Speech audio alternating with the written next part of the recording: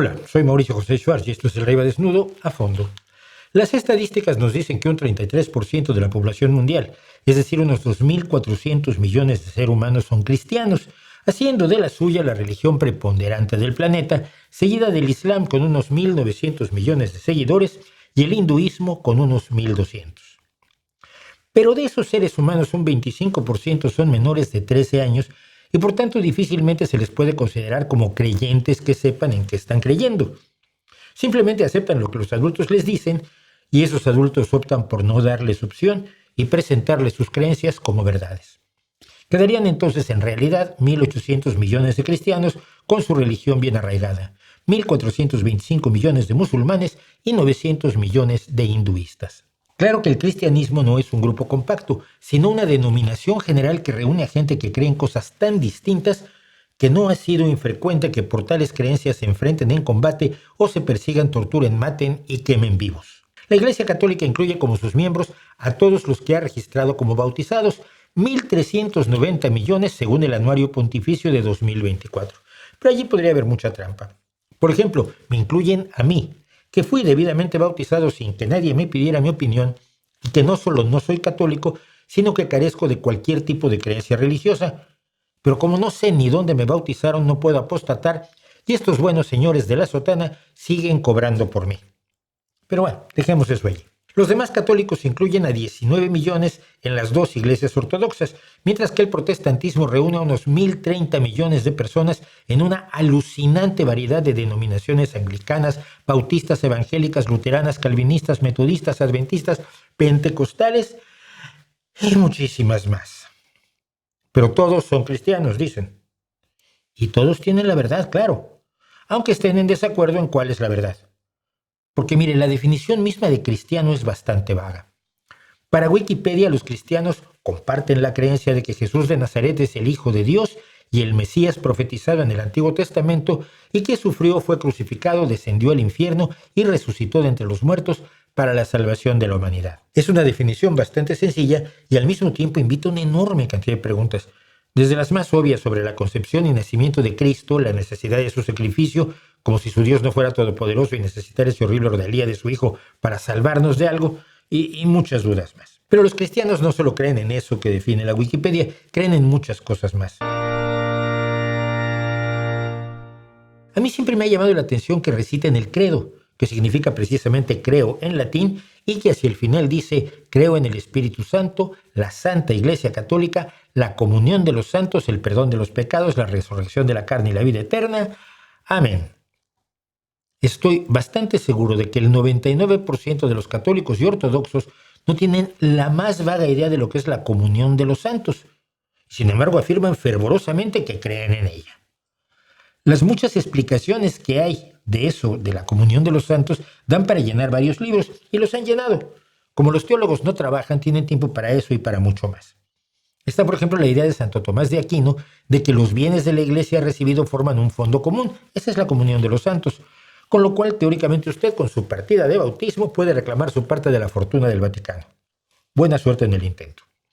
Hay otra idea de que los bienes comunes son solo los sacramentos, lo cual ya es un poco más vago. O se refiere a las cosas santas, o se refiere a la comunidad de los cristianos en sí misma, o cualquier otra definición que da igual, porque el que recita la oración cree en ello, sin fijarse qué han dicho que es aquellos que opinan, y punto. Por eso es legítimo preguntarse en qué creen estos cristianos. Las diferencias a veces son enormemente sutiles o superficiales, pero en otras ocasiones son profundas y graves en cuestiones doctrinales. ¿Realmente todos los cristianos creen en lo mismo? Si usted es cristiano, sobre todo católico, ¿cree usted todo lo que debe creer o se dedica a seleccionar únicamente lo que le parece bien de su religión y hace a un lado, niega o minimiza o incluso ignora completamente todo lo que no es de su agrado?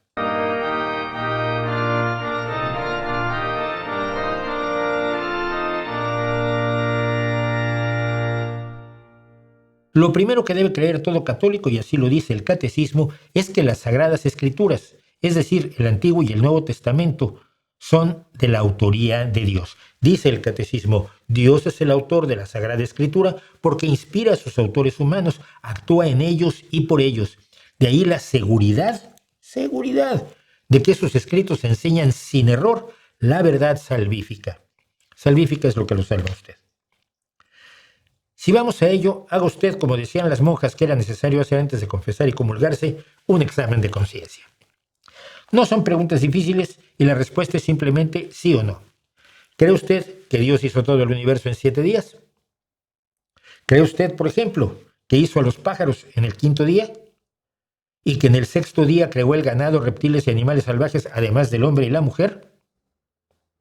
Estoy en el primer capítulo del primer libro de la Biblia y las cosas ya resultan un poco desafiantes para el creyente. ¿Cree usted que pájaros, vacas y borregos y carneros fueron creados de la nada sin que fueran producto de la evolución, sin dinosaurios terópodos como el Archaeopteryx, sin tiranosaurios ni gliptodontes? Es decir, ¿cree usted en la creación y no en la evolución de las especies, pese al registro fósil que tenemos no solo de la existencia de oleadas sucesivas de seres vivos durante 3.800 millones de años, hasta que las especies actuales aparecieran, la nuestra hace apenas 300.000 años? La respuesta es sí o no, no hay más. No voy a pasar por cada página de la Biblia porque nos podríamos pasar horas, días, semanas, años, viendo si usted cree que su Dios mandó, por ejemplo, matar a toda la nación amalecita, hombres, mujeres, niños, recién nacidos incluso, ganado, ovejas, cabras, camellos y burros, no sé por qué. O que hubo un diluvio universal, un arca de Noé, la salvación en ella de todos los animales terrestres y volátiles, y el resurgimiento de la especie humana a partir de los 3 hijos de Noé, Sem, Cam y Jafet, y de sus 3 esposas sin nombre, las pobrecillas. O averiguando si usted cree o no en los mandatos del Dios cristiano expresados en las leyes del Levítico y del Deuteronomio, que ya más o menos hemos revisado por aquí. Yo sé que hay muchos que así lo creen, que basan incluso su política, por ejemplo, en la condena a la homosexualidad masculina del libro de Levítico, así como en muchos pasajes del Antiguo Testamento. Son también gente que cree que la Biblia prohíbe el aborto, aunque la Biblia no tiene una sola palabra al respecto. Pero los cristianos también creen que Cristo es el que le da nombre a su religión, estableció un nuevo convenio de Dios con el ser humano que en resumen declaraba cancelado, finalizado y derogado el Antiguo Testamento y establecía un nuevo principio. Si el cristiano cree en esto, ¿cómo puede creer en la condena a la homosexualidad del Levítico? Yo no lo sé. Luego está el capítulo ese relatado por los evangelistas Mateo y Marco, que dice que para que el creyente sea perfecto debe vender todo lo que tiene, darle el dinero a los pobres y seguir a Cristo. ¿Usted como cristiano cree en esto? ¿Cree usted que es más fácil que un camello pase por el ojo de una aguja a que un rico entre en el reino de los cielos? Lo pregunto porque sobran los cristianos ricos, el Vaticano, la Iglesia de Jesucristo de los Santos de los Últimos Días, los ministerios de Kenneth Copeland, T.D. Jakes, David Oyedepo o Joel Osteen, cada uno con su iglesia, su congregación y sus millones. ¿Cree usted como cristiano que estos señores van directo a las calderas del infierno que creó el Dios del amor y la bondad? ¿Sí o no?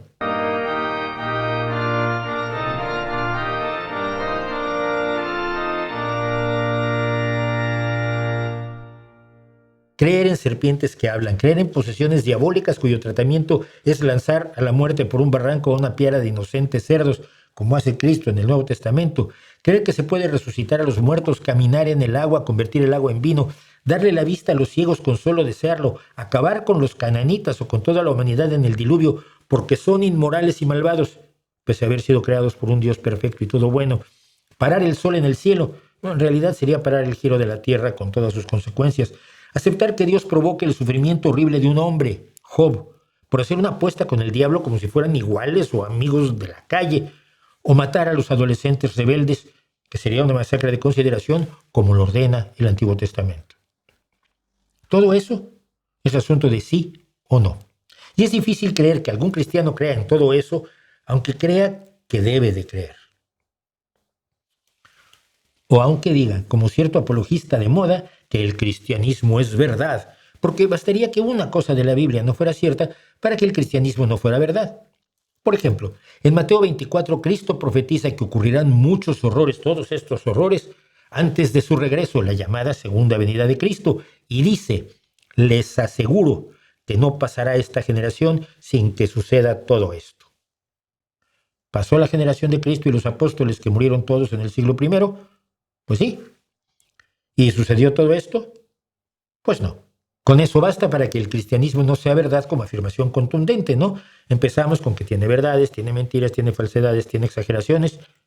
Bueno, no. Los apologistas o defensores de la fe, que no son generalmente los creyentes comunes y corrientes, variedad de jardín, como mi madre, mi tío Tomás o la vecina del primero, que es muy buena persona, tienen una puerta de escape bien diseñada a lo largo de los siglos. La Biblia no dice literalmente lo que dice, no. Dios decidió jugar al criptógrafo y mandó escribir la Biblia a quienes la hayan escrito, incluso Moisés, que usted también debe creer que escribió el Éxodo, con simbolismos, metáforas, hipérboles, parábolas y significados ocultos que hay que estudiar muchísimo para interpretar correctamente qué fue lo que realmente quiso decir Dios. ¿Por qué no nos quiso hablar directamente? Eso es lo que llaman exégesis de la Biblia. Por ejemplo, donde Dios dice no matarás, igual quiere decir otra cosa distinta que no matarás. Por ejemplo, no matarás en viernes o no matarás a tu amigo Lupercio. Pero eso no quiere decir que no puedas matar todo contento si se te da la gana, según una interpretación que se puede hacer de la Biblia, ¿no? ¿Les suena esto muy exagerado de mi parte? Pues no es de mi parte.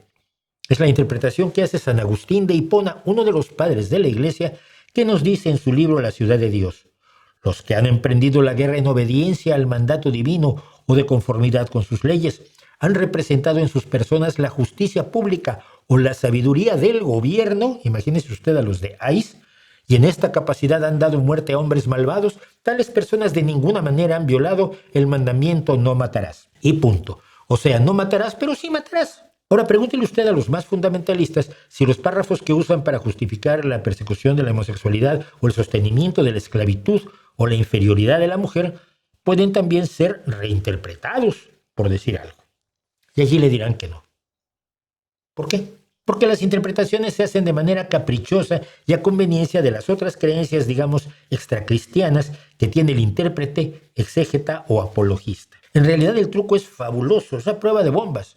Si uno dice que el Génesis se salta a la evolución de la vida y la creación del sistema solar y el Big Bang que da origen al universo, no falta el sonriente dueño de un próspero ministerio o el jesuita de afilado colmillo que diga no, es que el Génesis hay que leerlo simbólicamente e interpretarlo correctamente, sea lo que sea correcto, para ver cómo en realidad representa metafóricamente todo eso que la ciencia dice. No hay contradicción, la Biblia es perfecta. Pero además no hay un sistema para saber cuándo el creyente considera que la Biblia debe tomarse literalmente y cuándo hay que interpretarla y cómo hay que interpretarla para que no diga lo que sí está diciendo.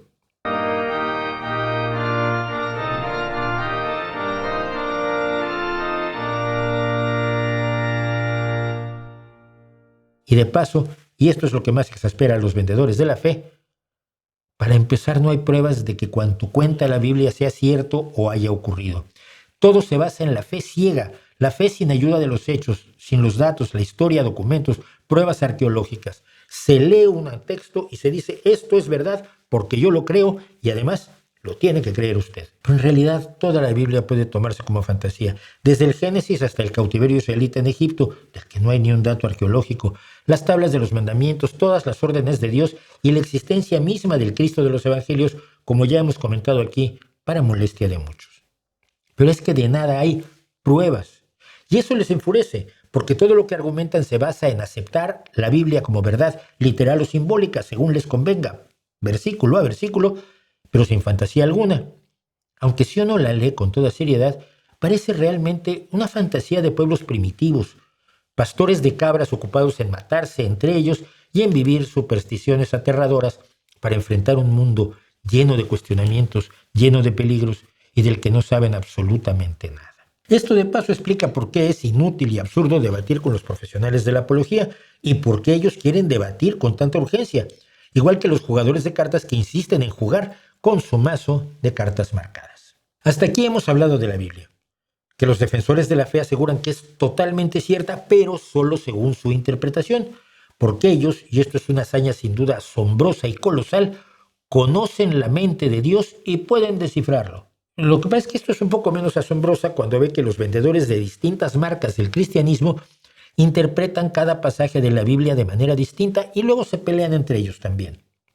Esto es raro. Mire usted, cuando en la Segunda Guerra Mundial los aliados lograron descifrar el código enigma de los nazis, labor que por cierto hizo Alan Turing, no había duda de que El mensaje cifrado era el que habían descifrado. No había 25 versiones distintas. Pero mire, cuando 20 predicadores, obispos, popes, diáconos, teólogos, misioneros y apologistas saltan sobre un pasaje bíblico, suerte tendremos si hay solo 20 interpretaciones distintas y no 32. Pero la creencia cristiana va mucho más allá de la Biblia. Llega hasta las llamadas tradiciones.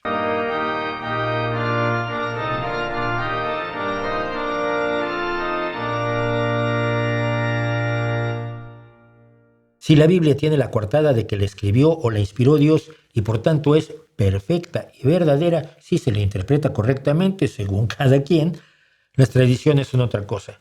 Son creencias y prácticas que se han ido inventando los herederos del cristianismo, pero que se toman como si fueran dictadas también por Dios. Por ejemplo, el Evangelio de Mateo dice que al nacer Jesús, unos magos de Oriente se presentaron en Jerusalén, pero la tradición dice que eran 3 y se llamaban Melchor, Gaspar y Baltasar, y no eran 25 y se llamaban Romualdo, Epifanio y otros muchos nombres. La idea de la Santísima Trinidad y las 3 personas en una de Dios, que no significa nada en realidad, por eso dicen que es un misterio y te tienes que aguantar, se empezó a desarrollar en el siglo II. Pero no se consolidó como creencia obligatoria para usted como cristiano, sino hasta el primer concilio de Nicea en el año 325 de la Era Común. Ese concilio, por cierto, también estableció el origen divino de Jesús, que antes no estaba aceptado por todos los cristianos como usted. ¿Era María virgen para siempre, incluso después de tener a Jesús? Esto solo se estableció en el 553 de la Era Común, en el Segundo Concilio de Constantinopla. ¿Y existe el ángel de la guarda? Hay antecedentes de estos personajes hasta en el zoroastrianismo, pero el ángel de la guarda cristiano lo vino a imaginar Honorio de Autun en uno de sus escritos del siglo XII. Antes los niños no tenían ángel de la guarda. La confesión privada que tanto poder da a los sacerdotes aparece en el siglo V, pero no se hizo obligatoria sino hasta el Concilio Laterano de 1215. ¿Y el celibato del clero? El celibato no se fija como regla universal para los sacerdotes sino hasta el Segundo Concilio Laterano de 1139. Incluso la fecha del 25 de diciembre como nacimiento de Cristo no se empezó a celebrar sino hasta el siglo IV, y a veces esas creencias en las tradiciones son más intensas que la creencia en las propias escrituras.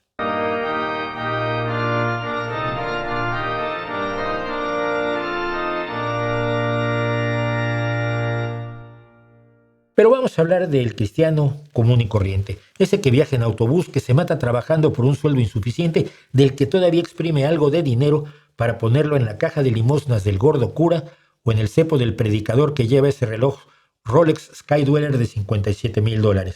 El cristiano al que le han hecho temer el castigo de un Dios que manda apedrear hasta la muerte a quien recoja leña en sábado, como lo ordena el Antiguo Testamento. Ese cristiano no cree en todo eso. No sabe siquiera en cuánto tiene que creer. Se forja solo un cristianismo a medida, no de diseñador porque no tiene recursos suficientes, y por recursos no me refiero a los económicos. Aunque de por sí suelen escasear, la religión florece donde hay pobreza, insatisfacción y necesidad de esperanza, aunque sea una esperanza en moneda falsa. Me refiero a los recursos fundamentales para saber en qué debe o no creer uno. La educación, la invitación a pensar, la dotación de las herramientas del pensamiento crítico, el permiso para dudar, para cuestionar, esos que ni gobiernos ni religiones gustan mucho de difundir entre el populacho, porque luego se siente con derecho a un montón de cosas la gente. El cristianismo que se confecciona, el cristiano común y corriente, es una mezcla de buenas intenciones, vaguedades teológicas, 4 o 5 puntos que le machacaron en el catecismo, y la esperanza de que esta creencia y su práctica más o menos intensa, con excepciones, con muchos lo siento y con muchos eso para otro día y con muchos ahí se me olvidó, le baste para que Dios, que tiene por trabajo perdonar, o eso cree, lo perdone y le dé la gloria. Y para el cristiano de infantería, la gloria no es la emanación de la divinidad desde su trono, la música angelical, la recepción de la gloria del Señor y el éxtasis de santos de los que ya hemos hablado aquí, mal alimentados y un tanto esquizofrénicos, sino la ausencia de sobresaltos, la tranquilidad que se le ha escamoteado durante su vida real. Ese es el paraíso. En eso creen los cristianos comunes y silvestres que no viven del cristianismo, como lo podemos ver cualquier día hablando con cualquiera de ellos.